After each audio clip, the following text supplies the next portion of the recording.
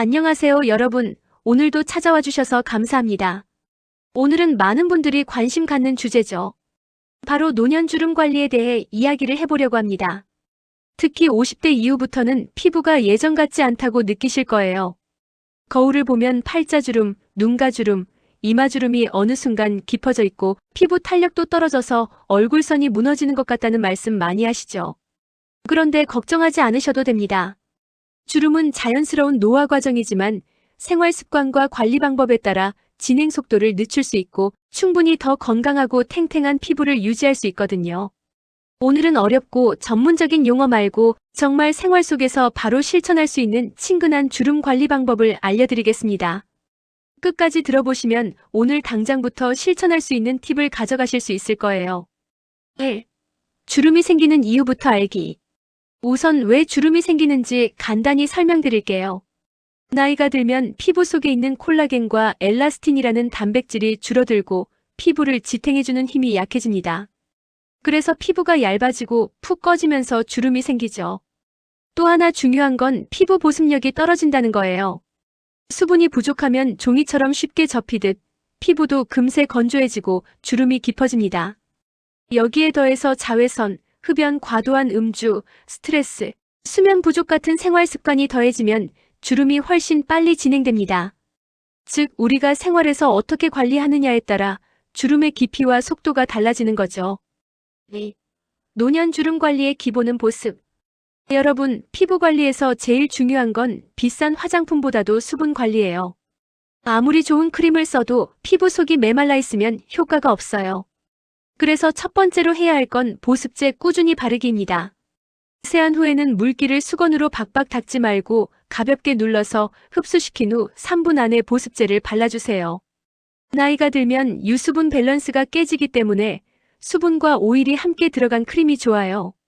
아침, 저녁은 물론 낮에도 건조하다 싶으면 더 발라주셔야 합니다. 특히 목주름, 손등 주름도 같이 관리해 주셔야 해요. 얼굴만 관리하고 손, 목은 소홀히 하면 티가 확 나거든요. 3. 자외선 차단은 평생 숙제. 많은 분들이 이제 나이도 있는데 선크림까지 꼭 발라야 해? 라고 물으세요. 정답은 네, 무조건입니다. 주름의 70%는 사실 자외선 때문에 생긴다는 연구 결과가 있어요. 자외선은 피부 속 콜라겐을 무너뜨리고 색소 침착도 일으키거든요. 흐린 날, 비 오는 날에도 자외선은 내려옵니다. 외출하지 않고 집안에만 있어도 창문을 통해 들어오기 때문에 매일 아침 선크림을 발라주셔야 해요. 선크림은 꼭 50까지 필요는 없어요. SPF 30에서 50 정도면 충분합니다. 중요한 건 매일 바르는 습관이에요. 4. 생활 습관으로 지키는 동안 피부. 주름 관리에는 화장품도 중요하지만 사실은 생활 습관이 훨씬 더 큰 영향을 줍니다. 제가 꼭 드리고 싶은 몇 가지 팁 말씀드릴게요. 수분 섭취. 물을 하루에 최소 1리터 이상 마셔주세요. 커피, 차, 술은 수분 보충이 아니에요. 따뜻한 물을 조금씩 자주 마시는 게 좋아요. 수면. 피부는 잠잘 때 회복돼요. 하루 7시간 이상 자는 게 가장 좋은 화장품입니다. 특히 밤 10시 새벽 2시 사이가 피부 재생의 황금 시간이에요. 음식 관리.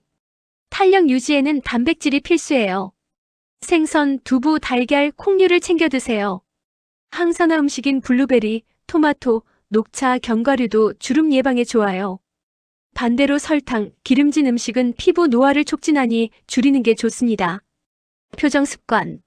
인상 쓰는 습관은 주름을 깊게 만듭니다. 대신 자주 웃는 건 얼굴 근육을 부드럽게 풀어줘서 동안에 도움이 돼요. 5.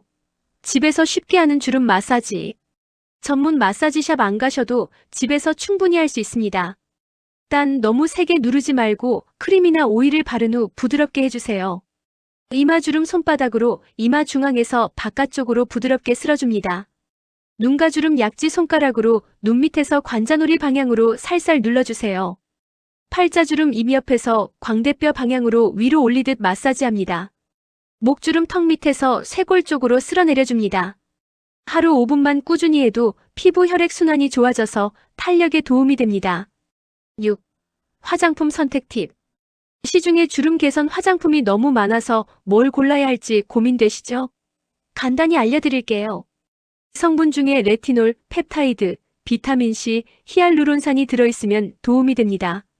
하지만 고농도는 자극이 될 수 있으니 처음엔 저농도부터 천천히 사용해보세요. 또 너무 많은 제품을 쓰실 필요 없어요. 클렌저, 보습제, 선크림 이 세 가지만 제대로 해도 충분합니다. 7. 피부과 시술, 꼭 필요할까? 많은 분들이 레이저나 필러 맞아야 하나? 고민하시는데요. 꼭 정답은 없습니다. 시술은 확실히 효과가 빠르지만 비용도 들고 유지가 어렵죠. 저는 이렇게 말씀드려요. 생활관리로 할 수 있는 건 최대한 해보고, 정말 불편하거나 자신감이 떨어질 정도라면 전문가 상담 후 시술을 고려하세요. 중요한 건 남들과 비교해서가 아니라 내가 만족하느냐예요. 8. 마음 관리도 주름 관리. 마지막으로 꼭 드리고 싶은 말이 있어요.